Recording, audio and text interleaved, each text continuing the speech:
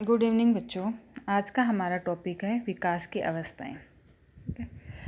मानव विकास में जो वर्ड हम यूज में लेते हैं वो एक्चुअल में बालक के लिए हम लेते हैं। मानव विकास में जो अध्ययन किया जाता है वो गर्भाकाल से लेकर मृत्यु पर्यंत तक विभिन्न आयाम अवस्थाओं में होने वाले परिवर्तन आदि के बारे में किया जाता है। ठीक है, तो इसी में हम विकास की अवस्थाएं जो हैं वो मानव विकास के अंतर्गत ही पढ़ते हैं। अलग अलग वैज्ञानिकों ने विकास की अवस्थाओं को अलग अलग तरीके से बांटा है। जैसे सेले के अनुसार विकास की अवस्थाओं को 3 भागों में बांटा गया है: शैशवावस्था, बाल्यावस्था और किशोरावस्था। शैशवावस्था 1 से लेकर 5 वर्ष तक, बाल्यावस्था 5 से लेकर 12 वर्ष तक और किशोरावस्था 12 से लेकर 18 वर्ष तक। ऐसे ही रॉस के अनुसार शैशवावस्था 1 से लेकर 3 वर्ष तक, पूर्व बाल्यावस्था 3 से लेकर 6 वर्ष तक, उत्तर बाल्यावस्था 6 से लेकर 12 वर्ष तक, किशोरावस्था 12 से लेकर 18 वर्ष तक। ऐसे बहुत सारे वैज्ञानिकों ने अपने हिसाब से विकास की अवस्थाओं का क्लासिफिकेशन किया है। तो यहाँ हम जो पढ़ेंगे वो हरलोक के अनुसार पढ़ेंगे। हरलोक ने विकास की अवस्थाओं को 9 भागों में बांटा है। एक अवस्था जन्म से पूर्व की अवस्था है, बाकी की जो 8 अवस्थाएं वो जन्म के बाद की अवस्थाएं हैं। जन्म के पहले की जो अवस्था है उसे हम गर्भकालीन अवस्था कहते हैं। गर्भकालीन अवस्था को भी 3 भागों में बांटा गया है। ठीक है, डिंबावस्था, भ्रूणावस्था और गर्भ शिशु की अवस्था। उसके बाद जो जन्म के बाद की 8 अवस्था, उसमें सबसे पहले है शैशवावस्था। शैशवावस्था जन्म से लेकर 2 सप्ताह तक की अवस्था को बताया गया है। बचपनावस्था 2 सप्ताह से लेकर 2 वर्ष तक की अवस्था को बताया गया है। बाल्यावस्था, पूर्व बाल्यावस्था और उत्तर बाल्यावस्था। पूर्व बाल्यावस्था 2 से लेकर 6 वर्ष और उत्तर बाल्यावस्था 6 से लेकर 12 वर्ष। किशोरावस्था, किशोरावस्था को भी 2 भागों में बांटा गया है: पूर्व किशोरावस्था और उत्तर किशोरावस्था। पूर्व किशोरावस्था को 13 से लेकर 16 वर्ष तक बांटा गया है और उत्तर किशोरावस्था को 16 से लेकर 21 वर्ष में बांटा गया है। प्रौढ़ावस्था 21 से लेकर 40 वर्ष, मध्यावस्था 40 से लेकर 60 वर्ष, वृद्धावस्था 60 से लेकर मृत्यु पर्यंत तक बांटा गया है। ये जो वर्गीकरण है वो हरलोक के अनुसार है। तो चलो पहली अवस्था हमारी आती है। इन अवस्थाओं को हम विस्तार पूर्वक वर्णन करते हैं। तो पहली हमारी जो अवस्था आती है वो आती है गर्भकालीन अवस्था। जैसा कि मैंने बताया है, गर्भकालीन अवस्थाओं को हमने 3 भागों में बांटा है। सबसे पहली आ रही है डिंबावस्था। डिंबावस्था को हम बीजांड अवस्था भी कहते हैं। ये अवस्था गर्भाधान से लेकर 2 सप्ताह तक की अवस्था होती है। ठीक है, इसमें जो शिशु होता है, जो भ्रूण होता है, वो भ्रूण का आकार जो है पिन के नोक के बराबर होता है, जिसे हम जायगोट कहते हैं। जायगोट जो है वो 8 से लेकर 10 दिन तक गर्भाशय में ही उपस्थित रहता है और अपना पोषण प्राप्त करता है। 14 दिन में है वो माता के अपरा द्वारा जुड़ जाता है, मतलब प्लेसेंटा द्वारा जुड़ जाता है और वहीं से अपना पोषण प्राप्त करता है। सेकंड आ रही है भ्रूणावस्था। 2 सप्ताह से लेकर 2 माह तक चलने वाली अवस्थाओं को भ्रूणावस्था कहा जाता है। इसमें सभी प्रमुख अंगों का निर्माण प्रारंभ हो जाता है। भ्रूण में तेजी से वृद्धि और विकास होने लगते हैं। शिशु शरीर के सभी प्रमुख अंगों का निर्माण भी इसी अवस्था में होता है। भ्रूण की बाह्य परत, जिसे एक्टोडर्म कहते हैं, से शिशु के बाल, नाखून, त्वचा, दांत आदि का निर्माण होता है। मध्य परत मेजोडर्म जो होती है, ये परत ऊपरी परत के ठीक नीचे होती है। इससे त्वचा के भीतरी भाग मांसपेशियों का निर्माण होता है। भ्रूण की तीसरी परत, जिसे हम एंडोडर्म कहते हैं, जिसे सभी आंतरिक अंगों का निर्माण होता है, जिसमें हृदय, फेफड़े, मस्तिष्क, यकृत, पाचन प्रणाली, अंतःस्रावी ग्रंथियां, वृक्क आदि। मतलब ये है जो भ्रूणावस्था है, भ्रूणावस्था को हमें भ्रूणावस्था में शिशु के शरीर में 3 परतों का निर्माण होता है: एक्टोडर्म, मेजोडर्म और एंडोडर्म। एक्टोडर्म जो होती है उससे सभी बाह्य अंगों का निर्माण होता है, जिसमें त्वचा, आपके बाल, नाखून वो सब होते हैं। एंडोडर्म में आंतरिक अंगों का निर्माण होता है, जिसमें वृक्क, हृदय, किडनी ये सब होते हैं। और मेजोडर्म जो होता है वो एक्टोडर्म के बिल्कुल नीचे पाई जाने वाली परत है और इससे जो है मांसपेशियां का निर्माण होता है। तीसरा हमारा आ रहा है गर्भ शिशु की अवस्था।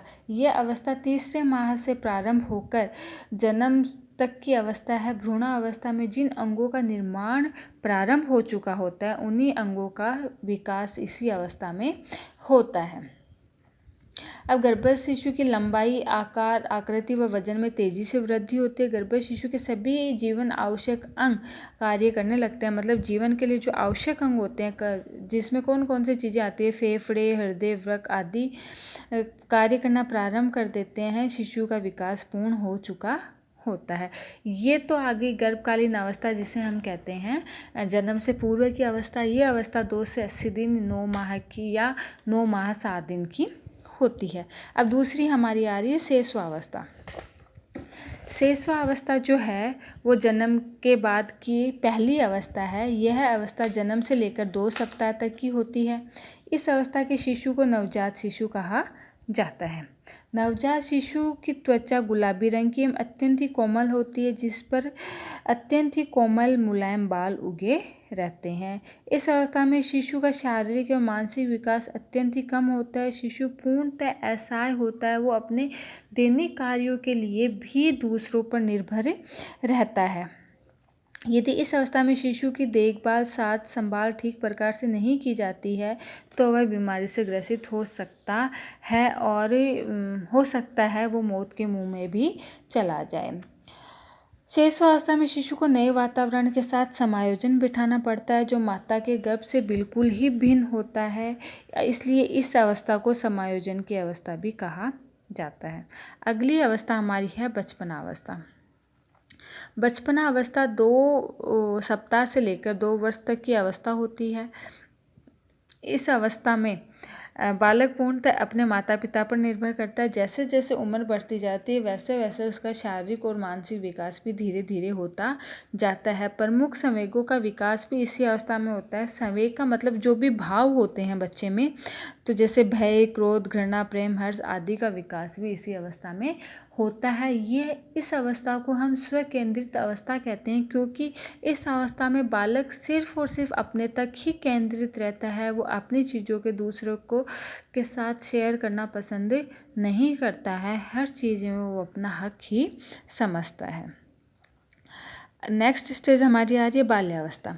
बाल्यावस्था जो है वो 2 वर्ष से लेकर 12 वर्ष तक की अवस्था होती है। विकास की दृष्टि से यह अवस्था सबसे महत्वपूर्ण होती है, क्योंकि जन्म के बाद विकास की जो दर है वो इसी अवस्था में सबसे ज़्यादा होती है। तो जो बाल्यावस्था है उसको भी हम 2 भागों में बांटते हैं, पूर्व बाल्यावस्था और उत्तर बाल्यावस्था। जो पूर्व बाल्यावस्था है वो होती है 2 से लेकर 6 वर्ष तक की अवस्था को हम पूर्व बाल्यावस्था कहते हैं। इस अवस्था में सबसे ज़्यादा समायोजन करना पड़ता है, क्योंकि बच्चा जो है या बालक जो है वो नए समूह से सामना करता है। इस अवस्था में बालकों में बहुत ज़्यादा जिज्ञासु प्रवृत्ति होती है कि वो बहुत सारे क्वेश्चन पुट करता है, हर चीज़ के बारे में अपना एक कॉन्सेप्ट बना लेता है और उसी कॉन्सेप्ट के बेस पे आगे अपना नॉलेज गेन करता है। इसी मतलब नॉलेज गेन करने में अपने माता पिता, शिक्षक, रिश्तेदार, मित्र से तरह तरह के क्वेश्चन पूछता है। उसके कुछ प्रश्नों तो इतने अधिक जटिल होते हैं जिनका उत्तर माता पिता और शिक्षक नहीं दे पाते हैं। अतः इन बालकों को हम खोजी बालक भी कह सकते हैं।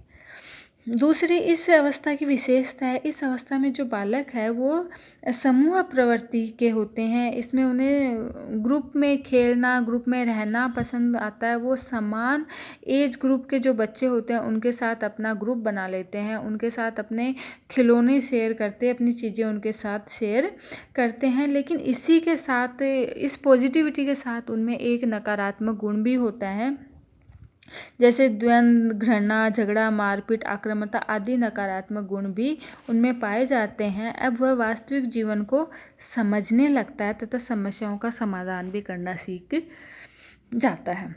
नेक्स्ट हमारा आ रहा है, इसी की अगली अवस्था है उत्तर बाल्यावस्था। उत्तर बाल्यावस्था जो है वो 6 से 12 वर्ष की अवस्था होती है। यद्यपि कुछ बाल मनोवैज्ञानिक ने इसे 6 से लेकर 14 वर्ष की अवस्था को उत्तर बाल्यावस्था माना गया है। लड़कियों में यह अवस्था 6 से 13 साल होती है, लड़कों में 6 से 14 साल होती है, लेकिन हम औसत मान के चलते हैं 6 से 12 साल हम इस अवस्था को मान के चलते हैं। और इसी अवस्था से किशोरावस्था का उदय होता है। इस अवस्था में विपरीत लिंग के प्रति आकर्षण बढ़ जाता है और बच्चे में जो है वो यौन अंगों का विकास होना प्रारंभ हो जाता है। नेक्स्ट हमारी आ रही है वह संधि। इसे ओवरलैपिंग पीरियड भी कहते हैं क्योंकि यह बाल्यावस्था और किशोरावस्था को मिलाने वाला पीरियड होता है। ये 11 से 12 या 13 से 14 वर्ष पाया जाता है। अगला हमारा आ रहा है किशोरावस्था। यह अवस्था 13 वर्ष से प्रारंभ होती है और 21 वर्ष में जाकर समाप्त हो जाती है। इसके बाद प्रौढ़ावस्था आरंभ होती है। यह वही अवस्था है जो बालक की शारीरिक, मानसिक, सामाजिक, संवेगात्मक, मनोवैज्ञानिक आदि दृष्टि से प्रौढ़ों में परिवर्तन के साथ जीवन पर्यंत चलती रहती है। मतलब इस अवस्था में जो परिवर्तन होते हैं, किशोरावस्था में जो परिवर्तन होते हैं, वो परिवर्तन अगर हम थोड़े से परिवर्तन अगर हम उनको स्थायी रखना चाहते हैं तो थोड़े से प्रयास से ही वो परिवर्तन प्रौढ़ावस्था में आ जाते हैं। इस अवस्था को हम गोल्डन पीरियड भी कहते हैं, स्वर्ण आयु भी कहते हैं। क्यों कहते हैं? क्योंकि इसी अवस्था में हमारे सारे जो महत्वपूर्ण परिवर्तन होते हैं। महत्वपूर्ण परिवर्तन में कौन से होते हैं? जैसे कैरियर को लेकर चुनाव भी इसी अवस्था में होता है और जीवन साथी का चुनाव भी इसी अवस्था में होता है। तो हमारे जीवन के जो सबसे मेन डिसीजन होते हैं वो इसी अवस्था में होते हैं। इसीलिए इसको हम गोल्डन एज और स्वर्ण आयु भी कहते हैं। साथ ही कुछ वैज्ञानिक इसे टीन एज भी कहते हैं क्योंकि इसमें ज़्यादातर जो पीरियड है वो टीन होता है, जैसे 13, 14, 15, 16, 17, 18, 19। इसलिए इस एज को टीन एज भी कहा जाता है। इस अवस्था को तनाव और तूफान की अवस्था भी कहा जाता है। क्यों? क्योंकि इस अवस्था में बच्चे में बहुत जल्दी शारीरिक और मानसिक परिवर्तन होते हैं। तो जो बालक होता है वो इन परिवर्तनों के साथ समायोजन नहीं कर पाता है और ये जो अवस्था है, साथ ही अवस्था जो है वो कन्फ्यूजन की अवस्था भी होती है। क्यों होती है कन्फ्यूजन की अवस्था? क्योंकि इस अवस्था में बालक जो है वो ना तो बालक की तरह व्यवहार कर सकता है और ना ही प्रौढ़ की तरह व्यवहार कर सकता है। इस कारण इस अवस्था में बच्चे में तनाव की जो स्टेज है वो काफ़ी अप होती है। इस वजह से इसको हम तनाव और तूफान की अवस्था भी कहते हैं। अब देखो किशोरावस्था को भी हम दो भागों में बांटते हैं, पूर्व किशोरावस्था और उत्तर किशोरावस्था। अब क्वेश्चन ये आता है कि किशोरावस्था को दो भागों में बांटने की क्या ज़रूरत हुई? ज़रूरत यह है कि किशोरावस्था जो है वो 13 से लेकर 21 वर्ष तक का टाइम है। तो आप खुद देखो कि 13 से लेकर 21 वर्ष का जो टाइमिंग है उसमें जो चेंजेज है वो काफ़ी ज़्यादा हो जाते हैं। एक हम 13 साल के बच्चे को देखते हैं और एक हम 21 साल के बच्चे को देखते हैं, तो उसमें काफ़ी सारे चेंजेज आ जाते हैं। तो उन परिवर्तनों को हम एक साथ एक जगह नहीं रख सकते हैं, हम एक अवस्था में उन चीज़ों को लेकर नहीं चल सकते हैं। इस कारण अध्ययन की दृष्टि से हमने किशोरावस्था को दो भागों में बांटा है। पूर्व किशोरावस्था, यह अवस्था 13 वर्ष से लेकर 16 से 17 वर्ष तक की होती है। लड़कियों में यह अवस्था 13 वर्ष की आयु में प्रारंभ होती है तथा लड़कों में 14 वर्ष की आयु में प्रारंभ होती है। साथ ही उत्तर किशोरावस्था, यह अवस्था 16 से लेकर 17 वर्ष से प्रारंभ होती है, 21 वर्ष तक की अवस्था है। इस अवस्था को प्राप्त करते करते बालक वयस्क हो जाता है। अगला आओ प्रौढ़ावस्था। किशोरावस्था की समाप्ति के साथ ही प्रौढ़ावस्था प्रारंभ हो जाती है। प्रौढ़ावस्था जो है वो 21 से लेकर 40 वर्ष तक की अवस्था होती है। इस अवस्था में व्यक्ति जीवन की सबसे अहम और महत्वपूर्ण अवस्था, क्योंकि इसी अवस्था में व्यक्ति उपलब्धियां हासिल करता है तथा इन उपलब्धियों की प्राप्ति, कर्तव्य पालन, जिम्मेदारियों का निर्वहन व अधिकारों के प्रति जागरूक होने की अवस्था होती है। व्यक्ति को लक्ष्यों की प्राप्ति के लिए संघर्ष करना पड़ता है और समाज में अपनी अलग पहचान बनानी पड़ती है। इसी अवस्था में जीवन साथी का चुनाव, दाम्पत्य जीवन का प्रारंभ, बच्चों का पालन पोषण एवं शिक्षा दीक्षा की भी व्यवस्था करनी पड़ती है। अब उसे न केवल स्वयं के लिए ही जीविकोपार्जन करना पड़ता बल्कि परिवार के सदस्यों के लिए भी जीविकोपार्जन करना पड़ता है। तो जीवन यापन की दृष्टि से यह जो अवस्था है वो सबसे अहम अवस्था होती है। इसी अवस्था में व्यक्ति को नौकरी, व्यवसाय अथवा कोई काम धंधा ढूंढ लेना होता है। वह अपने कठिन श्रम से देश के विकास में अहम योगदान देता है। ठीक है, अगला आ रहा है मध्यावस्था। मध्यावस्था जो है वो 21 से लेकर 60 वर्ष तक की अवस्था होती है। इसे रिटायरमेंट अवस्था भी कहते हैं, क्योंकि 60 वर्ष के बाद व्यक्ति जॉब से रिटायरमेंट लेता है। इस अवस्था में शारीरिक शक्ति जो होती है वो धीरे धीरे क्षीण होने लगती है। शारीरिक और मानसिक परिवर्तन भी होने लगते हैं। शारीरिक परिवर्तनों में बालों का पकना, त्वचा पर झुर्रियाँ पड़ना, स्तनों का ढीला होना, दांतों का टूटना, आँखों की रोशनी कम होना आदि परिवर्तन होने शुरू हो जाते हैं। व्यक्ति की रुचियाँ और व्यवहार में भी परिवर्तन हो जाते हैं। मध्य अवस्था में व्यक्ति को परिवार के सदस्यों के साथ थोड़ा समायोजन करने में कठिनाई होती है, क्योंकि इसका सबसे बड़ा कारण होता है जनरेशन गैप। जनरेशन गैप में क्या होता है कि बच्चों की रुचियाँ, इच्छाएं, व्यवहार आदि मनोवृत्तियाँ एवं सोचने के तरीकों में काफ़ी अंतर हो जाता है। बच्चे जहाँ आधुनिक फैशन के वस्त्र पहनते हैं, वहीं मध्यम वय के लोग इसे पसंद नहीं करते हैं। जो बच्चे पश्चिमी सभ्यता को बढ़ावा देते हैं वह पाश्चात्य संस्कृति को अपनाना पसंद करते हैं। तो वहीं जो प्रौढ़ होते हैं, मध्य अवस्था के लोग होते हैं, वो इन चीज़ों को के अगेंस्ट होते हैं। उन्हें ये सब चीज़ें पसंद नहीं आती है। तो हमारी लास्ट स्टेज आ रही है अभी वृद्धावस्था। वृद्धावस्था को हम बचपना अवस्था की पुनरावृत्ति भी कहते हैं। ठीक है, यह अवस्था 60 वर्ष से लेकर मृत्यु पर्यंत तक की अवस्था होती है। इस अवस्था में शारीरिक और मानसिक शक्ति बिल्कुल ही क्षीण हो जाती है। वृद्धावस्था में सोचना, समझना, आदत और मनोवृत्तियों में काफ़ी परिवर्तन आ जाता है।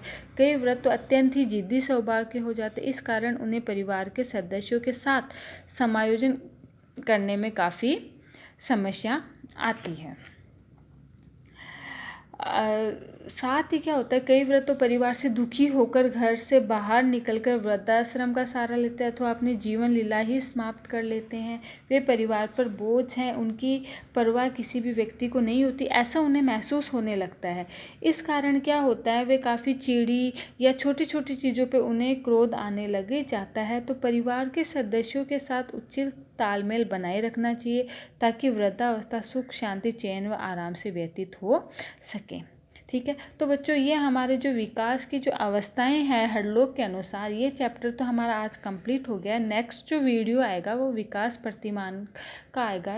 ठीक है, विकास प्रतिमान के क्या क्या आधार हैं और वंशानुक्रम और वातावरण का विकास पर क्या प्रभाव पड़ता है, वो मैं आपको नेक्स्ट वीडियो में बताऊँगी।